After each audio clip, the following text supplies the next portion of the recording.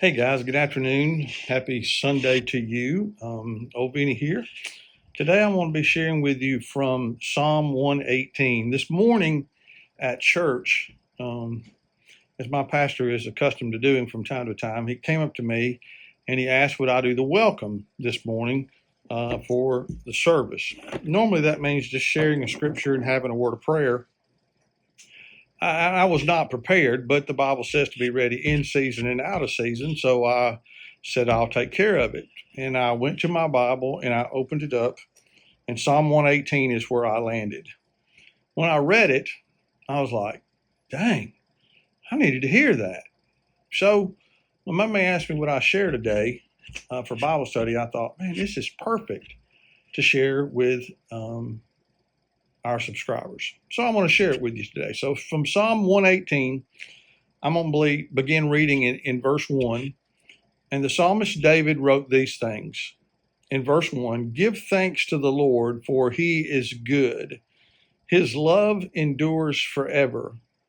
Let Israel say, his love endures forever. Let the house of Aaron say, his love endures forever. Let those who fear the Lord say, his love endures forever. When hard pressed, I cried to the Lord. He brought me into a spacious place. The Lord is with me. I will not be afraid. What can mere mortals do to me? The Lord is with me. He is my helper. I look in triumph on my enemies. It is better to take refuge in the Lord than to trust in humans. It's better to take refuge in the Lord than to trust in princes. All the nations surround me, but in the name of the Lord, I cut them down. They surround me on every side, but in the name of the Lord, I cut them down. They swarmed around me like bees, but they were consumed as quickly as burning thorns. In the name of the Lord, I cut them down. I was pushed back and about to fall, but the Lord helped me. The Lord is my strength and my defense. He has become my salvation. Shouts of joy and victory resound in the tents of the righteous. The Lord's right hand has done mighty things. The Lord's right hand is lifted high. The Lord's right hand has done mighty things.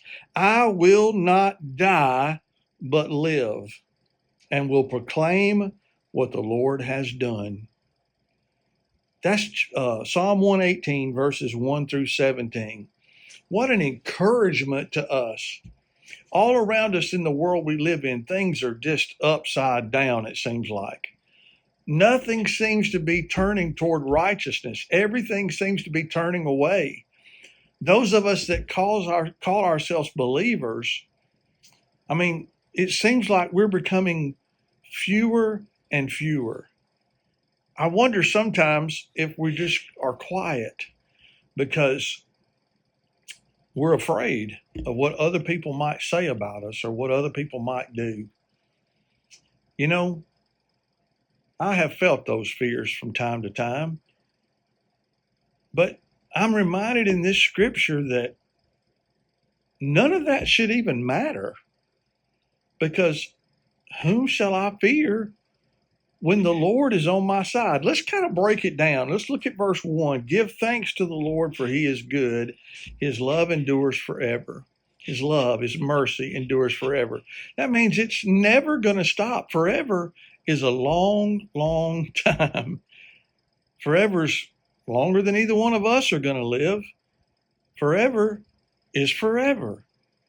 And to know that God's love and his mercy is there for us forever is such a comfort. He encourages the house of Israel, the Lord's people, to say his love endures forever. For Aaron and his house to say his love endures forever. For all of us who fear the Lord, we should be reminded that his love and his mercy endures forever. When things get tough,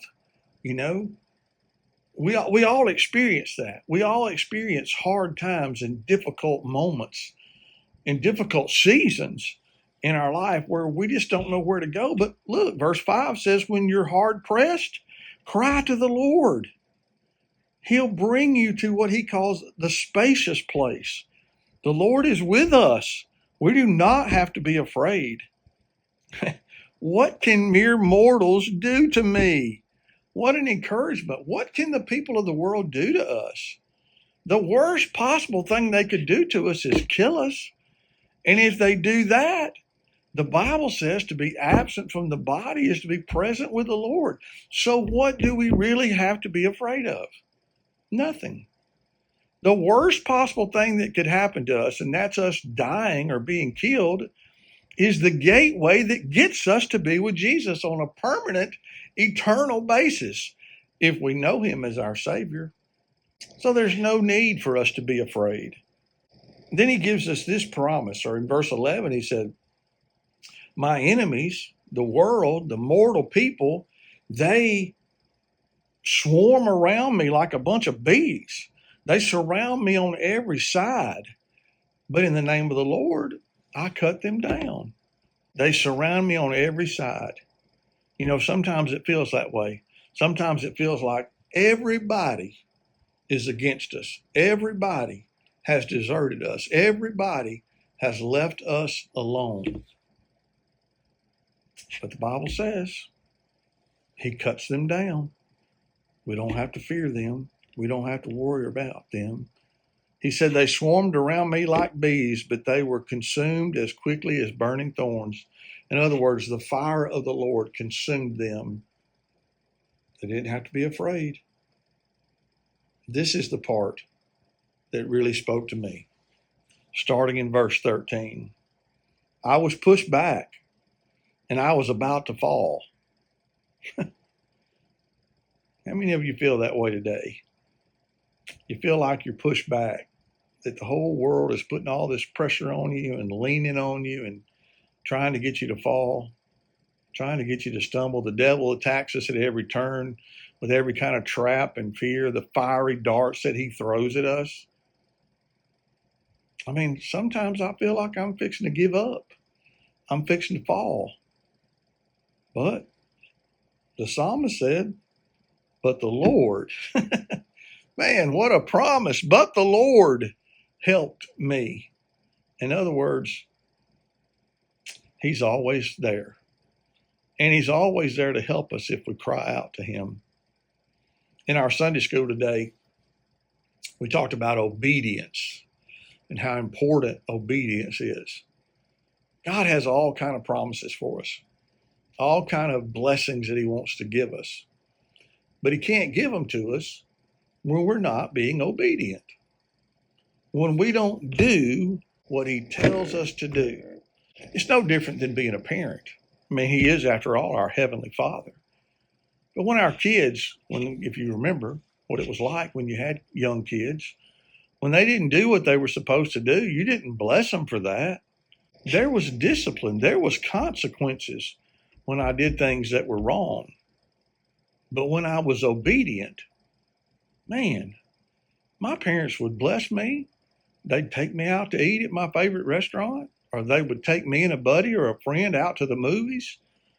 I mean, they blessed me when I was obedient.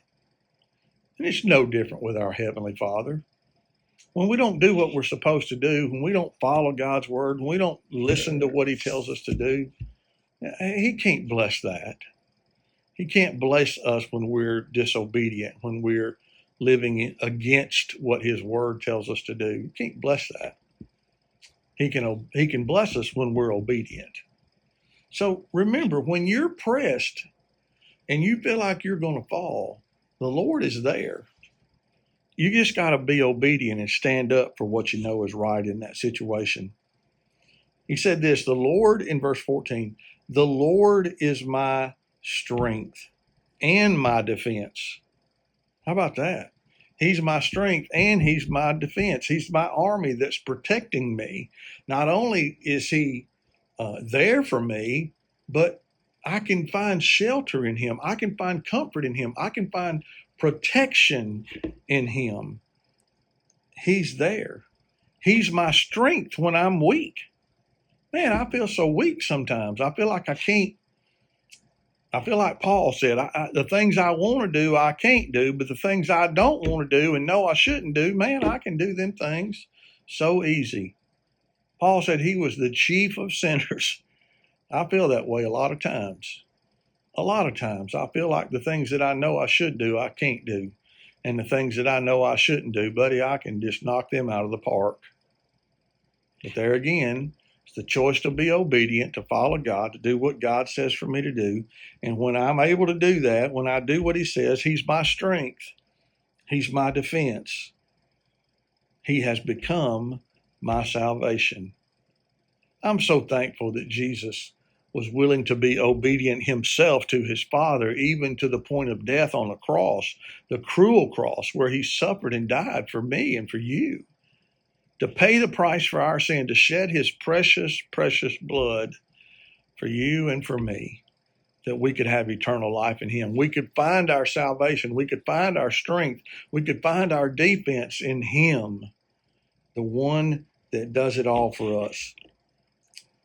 When we can recognize that, when we can focus on the big picture that he's got us and not worry about what we can see with our eyes right in front of us.